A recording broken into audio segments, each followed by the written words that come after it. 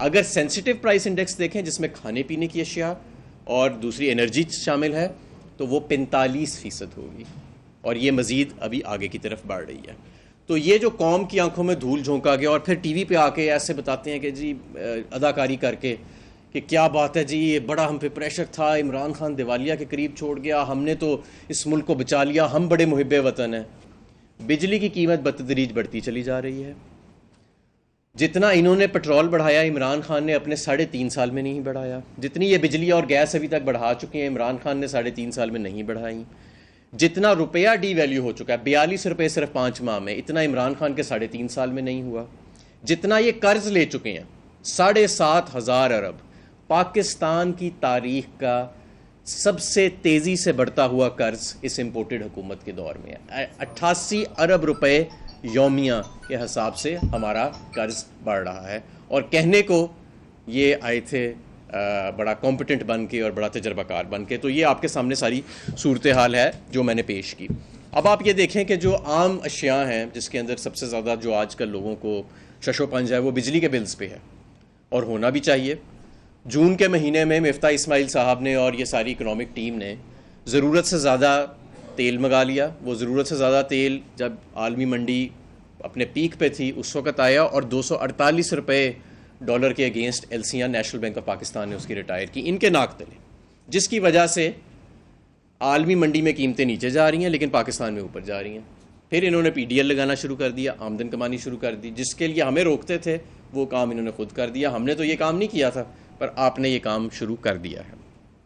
اب مجھے آپ یہ بتائیں کہ معیشت تو سنبھل نہیں رہی. IMF کا پروگرام بھی ہو گیا، یہ جو فیول سبسڈیز تھیں وہ بھی ختم ہو گئیں، عمران خان بھی چلا گیا، قطر سے بھی آپ ہو آئے، ساری آپ نے قیمتیں بھی بڑھا رہی، لیکن معیشت تو سنبھل نہیں رہی. تو معیشت اس لیے نہیں سنبھل رہی کہ نمبر 1 تو آپ کے پاس اہلیت نہیں ہے. ان کے وزراء صرف ابھی بھی مفتاح اسماعیل صاحب نے پریس کانفرنس کی، قوم اس وقت مہنگائی کے بوجھ تلے مر رہی ہے، اس وقت آپ کی معیشت ڈوب رہی ہے. آج بھی روپیہ 1.5 سے 2 روپے اپنی قدر کھو بیٹھا IMF کی ڈیل کے باوجود، اور مفتاح شاہ صاحب آ جائے ہیں، فرح گوگی کے اوپر الزامات لگائے ہیں اور کہا کہ عثمان بزدار نے 14 لائسنس بیچ دی. یہ الزام لگا دیا جی. یہ آپ کا وزیر خزانہ یا مشیر خزانہ صاحب جو ہیں یہ ان کی کارکردگی ہے. خود کچھ کہنے کو نہیں ہے، اپنی کارکردگی دکھانے کو نہیں ہے. اور بجلی اور گیس کے وزیر تو سامنے آتے ہی نہیں ہیں. یعنی بجلی ایک تو آ ہی نہیں رہی. ہمارے دور میں تو کبھی لوڈ شیڈنگ نہیں ہوئی. اب بتائیں نا، آئے تھے کہا تھا کہ جی پاور پلانٹ بند پڑے تھے ہم نے سارے چلا دیے. بجلی کدھر گئی ہے؟ بجلی میں آپ کو بتاتا ہوں کدھر گئی ہے. مہنگے ترین پاور پلانٹ لگائے گئے امپورٹڈ ایندھن پہ، امپورٹڈ گیس پہ، امپورٹڈ کوئلے پہ، جو آج بند پڑی ہیں. ان کے کئی 100 ارب روپے ماہانہ کیپیسٹی پیمنٹس جا رہی ہیں. وہ لگائے، عوام پہ بوجھ ڈالا، بجلی کی قیمت بڑھائی، اب ان کو بند کر دیا اور کہہ رہے ہیں اب ہم 10,000 میگا واٹ کے سولر پلانٹ لگانے جا رہے ہیں. اب ان کا بوجھ ڈالیں گے. کیا اس میں بھی اب ٹانکا لگے گا جس طرح قوم کو ٹانکا آپ نے پہلے لگایا تھا؟ تو میرے دوستوں ساتھیوں، یہ معیشت جو ہے یہ تو سنبھل نہیں رہی ان سے، اور یہ جو مرضی کر لیں یہ نہیں سنبھلے گی. اس کی بنیادی وجہ یہ ہے کہ اس ملک کے اندر ایک تو اہل حکومت نہیں ہے، منتخب حکومت نہیں ہے. 85 جماعتوں والا ایک ٹولہ جو ہے وہ 350 کے اوپر حاوی بیٹھا ہوا ہے. دوسری وجہ یہ ہے کہ ان کا جو سارا کا سارا دار و مدار ہے وہ سیاست کی طرف ہے. سیاسی عدم استحکام ہے ملک میں، سب کو پتہ ہے کہ کس شہری کو اٹھانا ہے، کس پہ تشدد کرنا ہے، کون سا چینل بند کرنا ہے، یوٹیوب کب بند کرنی ہے. ان کے سارے وزراء تو ان کاموں پہ لگے ہوئے ہیں. عوام کو ریلیف پہنچانا ان کے بس کا تو کام نہیں ہے. یہ تو، اور انتخابات انہوں نے کرانے نہیں، اس سے یہ بھاگ رہے ہیں کیونکہ انہیں پتہ ہے کہ انتخابات کرائے تو عمران آ جائے گا. تو میں آپ کو یہ بتانا چاہتا ہوں کہ معیشت اور سیاست ملک کی زیادہ دیر ایسے نہیں چل سکتی. یہ صورتحال سسٹینیبل نہیں ہے. یہ جتنی مرضی ٹی وی پہ آ کے اداکاری کر لیں، لوگوں کے پاس جب بل آتے ہیں، لوگ جب بازاروں میں جاتے ہیں. اور میں آپ کو ایک اور بات بتاؤں، کاروبار بند ہو رہے ہیں. آپ نے دیکھا امریلی اسٹیل بند ہو گئی، ٹویوٹا انڈس موٹر بند ہو رہی ہے، آپ کے بڑے بڑے جو پلانٹس ہیں وہ بند ہو رہے ہیں.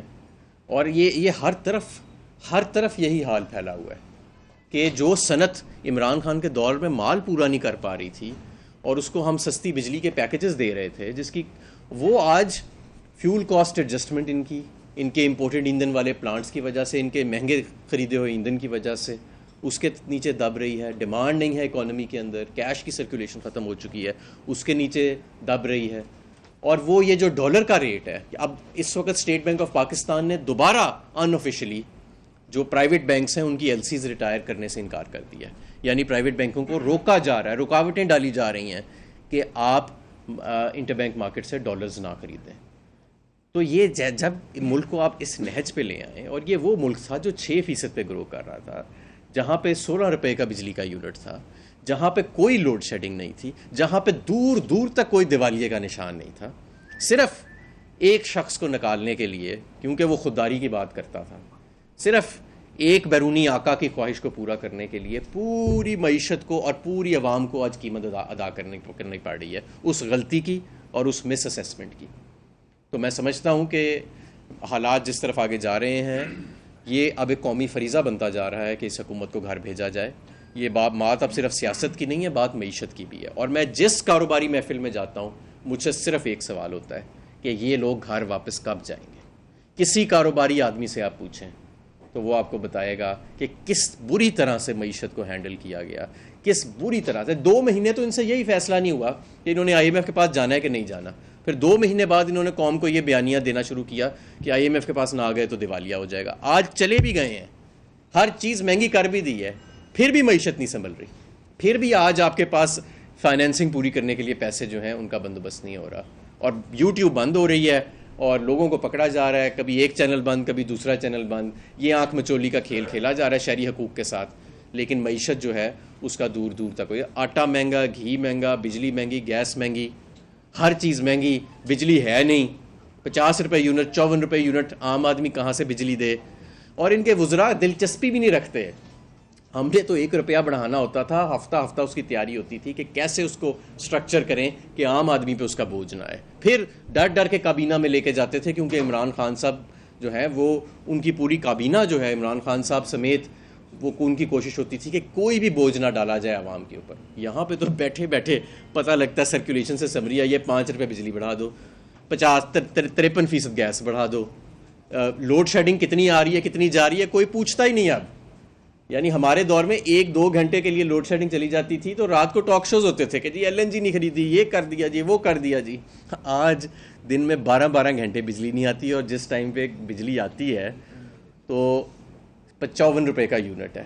لیکن خوف کا یہ عالم ہے کہ اب سوالات نہیں ہو رہے. لیکن بہرحال ہم تو سوال کرنے کے لیے تیار ہیں، اور ہم انشاءاللہ تعالیٰ کرتے رہیں گے. اور ہم یہ بھی اس حکومت کو بتا دیں کہ جس طریقے سے آپ نے معیشت کا قتل کیا ہے، آپ نے اس ملک کے شہری حقوق کا تو قتل کیا ہے، آپ اس کے قاتل تو ہیں. آپ نے آئین کی جس طرح بے حرمتی کی ہے، آپ نے قوانین کی جس طرح بے حرمتی کی ہے، شہری حقوق کی پامالی کی ہے، سیاست کو جس طرح آپ نے ایک فاشزم اور مارشل لا دور کی یاد دلائی ہے. آپ معاشی قاتل بھی ہیں. یہ معیشت کو آپ نے قتل کیا. یہ اب کہنا چھوڑ دیں دیوالیے سے بچایا، یہ کیا، کوئی دیوالیے کے قریب نہیں تھا. میں حلف سے کہتا ہوں کہ 4 مارچ کو جب عدم اعتماد ہے، یہ کوئی دور دور تک دیوالیے کا چانس نہیں تھا. یہ آپ کی وجہ سے یہ ملک یہاں اس نہج تک پہنچا ہے.